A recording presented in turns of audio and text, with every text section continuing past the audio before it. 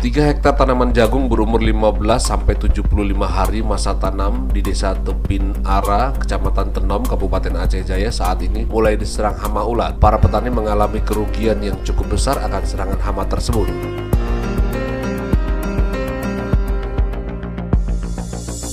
Petani desa setempat mencoba mengatasi penanganan hama dengan cara tradisional.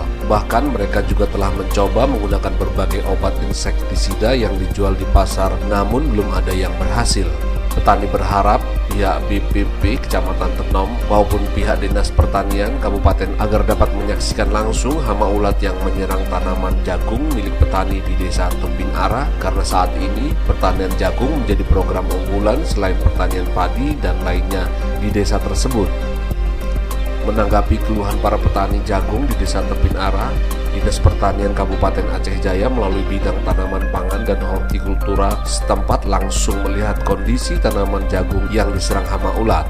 Fadlon Mirza SPT, Kabid Tanam Pangan dan Hortikultura Dinas Pertanian Kabupaten Aceh Jaya menyatakan berdasarkan hasil pengamatan di lapangan, hama ulat yang menyerang tanaman jagung milik petani Desa Tebin Ara, yakni hama ulat gerayak larva Instran 24. Saat ini, luas jagung yang mulai terjangkit seluas 3 hektar dengan intensitas 15%.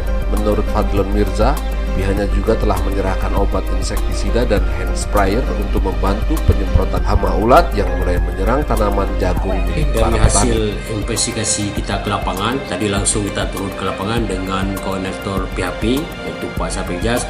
Jadi serangan hama pada tanaman jagung adalah ulat gerayak. Dan kita bantu insektisida sidabas dan juga ada kita bantu satu unit hand sprayer solo. Semoga apa yang kita bantu itu petani bisa mengendalikan hama ulat tersebut.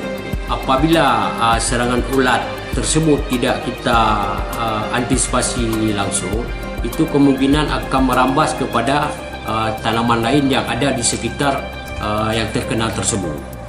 Jadi kami pihak dinas juga apabila ada serangan-serangan akan kita turun langsung ke lapangan.